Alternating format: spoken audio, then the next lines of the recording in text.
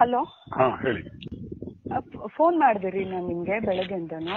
Okay, ಅದಕ್ಕೆ ಏನ್ ಮಾಡ್ಲಿ? ಮಗಳು ಏನ್ ಮಾಡ್ಲಿ ಅಂದ್ರೆ ಮಗಳು ಮಾತಾಡ್ಸಿ ಅಂತ ತಾನೆ ನಾನು ಹೇಳ್ದೆ. ನಾನು ದುಡ್ಡು ಕೇಳಕ್ ಫೋನ್ ಮಾಡಿದ್ನ ಏನ್ ಮಾಡಕ್ ಫೋನ್ ಮಾಡಿದೆ? ಓಕೆ, ಈಗ ಹೇಳ್ತೀನಿ. ಒಂದ್ ನಿಮಿಷ ನನಗಿರೋ ಉತ್ತರ ನಿಮ್ಗೆ ಕಲ್ಪನೆ ಇಲ್ಲ ಅಂತ ನಾನು ಅವತ್ತೇ ಹೇಳಿದೀನಿ.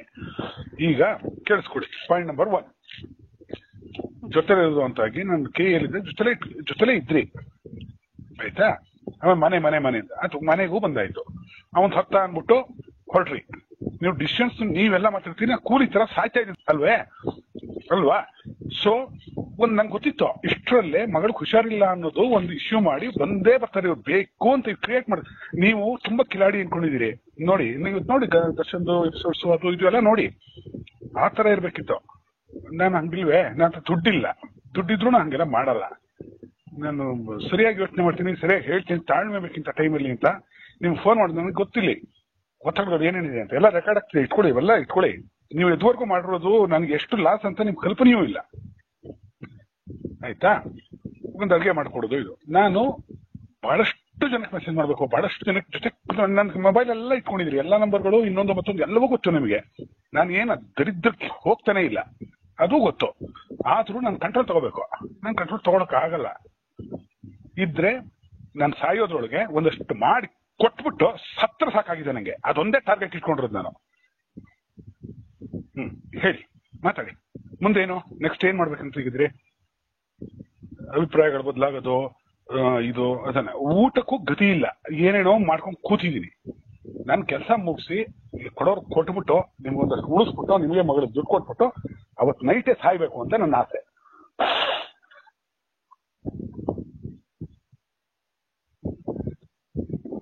ಹಲೋ, ಇದ್ದೀರಾ? ಅಲ್ಲಲ್ಲ, ಇದು ಗೊತ್ತಿದ್ರೆ ನೀವೆಲ್ಲ ಟೆಕ್ನಿಕ್ ಬಳಸಲ್ಲ. ಗೊತ್ತಿದ್ರು ನನ್ನ ಕಂಟ್ರೋಲ್ ತಗೊಂಡು ನಿಮ್ದು ಏನೋ ತರಲಿದೆ, ನೀನ್ ನಡೀತಿದೆ, ಅಡಿಗೆ ಮಾಡ್ಕೊತೀವಿ, ಎಷ್ಟು ವರ್ಷಗಳಾಗೋಯ್ತು ಒಂದೊಂದೇ. ಅವಾಗ ಅನ್ನೋದು ಮತ್ತೆ ಮನೆ ಅಲ್ಲಿಗೆ ರೆಡಿ ಮಾಡಿ ಐಟಮ್ಸ್ ಎಲ್ಲ ಒಂದ್ ಕಡೆ ಸೇಫ್ ಮಾಡಿ ಇಟ್ಟಿದ್ದೀನಿ. ಆಯ್ತಾ?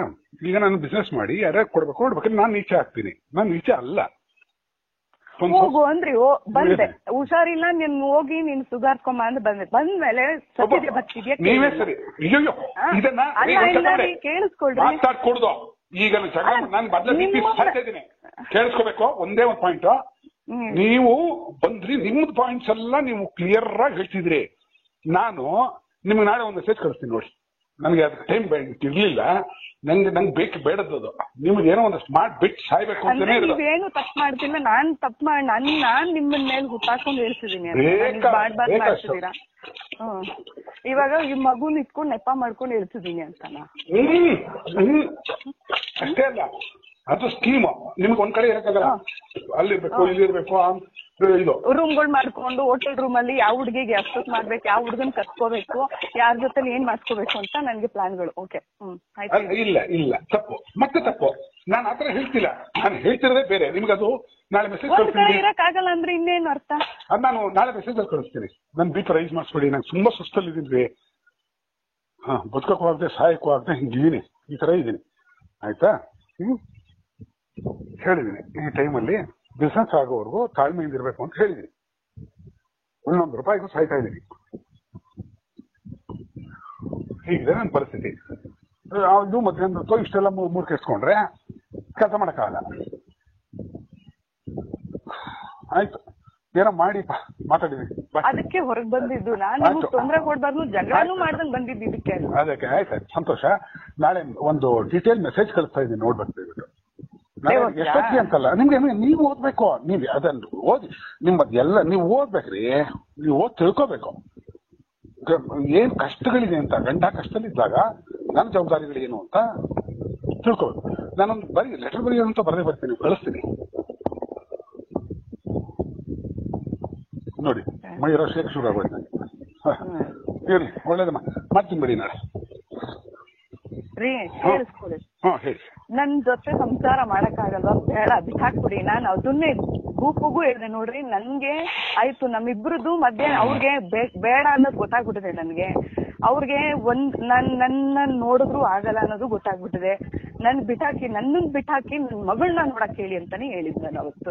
ಆಯ್ತು, ನಿಮ್ದು ನೀವು ಮಾತಾಡಿ. ನಾನು ನಾಳೆ ಮೆಸೇಜ್ ಕಳಿಸ್ತೀನಿ, ಓದಿ ಆಮೇಲೆ ಮಾತಾಡೋಣ. ಅಷ್ಟೇ ತಾನೇ, ನಿಮ್ಗೆ ಫ್ರೀ ಆಗಿರ್ಬೇಕು ಅಂತಾನೆ ನಾನ್ ಬಿಟ್ಟಿರೋದು. ನಾನ್ ನಿಮಗ್ ತೊಂದ್ರೆ ಕೊಡ್ಬಾರ್ದು, ನಿಮಗ್ ಟಾರ್ಚರ್ ಮಾಡ್ಬಾರ್ದು, ನನ್ನ ಅವಳು ಹಂಗ್ ಮಾಡಿದ್ಲು ಇವಳು ಹಿಂಗ್ ಮಾಡಿದ್ಲು ಅನ್ಬಾರ್ದು ಅಂತಾನೆ ನಾನ್ ಬಂದ್ಮೇಲೂ ಒಂದ್ ಮೆಸೇಜ್ ಹಾಕಿಲ್ಲ ನಿಮ್ಗೆ. ರೀ ನಾನ್ ಯಾಕೆ ಬರ್ತೇನೆ ನೋಡಿ, ಅವಾಗ ಬಂದ್ ನಿಮ್ಗೆ ಟಾರ್ಚರ್ ಕೊಡ್ಬಾರ್ದು ಅಂತ ನಾನು ಹಾಕೊಳ್ಳೋ ಬಟ್ಟೆಗಳು ಹೆಂಡತಿಯ ಕರ್ತವ್ಯ ಗಂಡನು ನೆಮ್ಮದಿಯಾಗಿರೋದು. ಗಂಡ ಮುನ್ಸ್ಕೊಂಡ್ ಹೋಗಿ ನನ್ ಮೇಲೆ ಚಪ್ಪಲಿ ನೋಡ್ಬೇಕು, ಹೋಗಿ ರೂಮ್ ಅಲ್ಲಿ ಕುತ್ಕೊಂಡಿದ್ರು ಅವ್ನ್ ಕೆರದಲ್ಲಿ ಓಡ್ಸ್ಕೊಂಡ್ ಬರ್ಬೇಕಾ ಈಚೆ ಕಡೆ? ಇದನ್ನ ನಾಳೆ ಪ್ರೂವ್ ಮಾಡಿ ಕೋರ್ಟಲ್ಲಿ.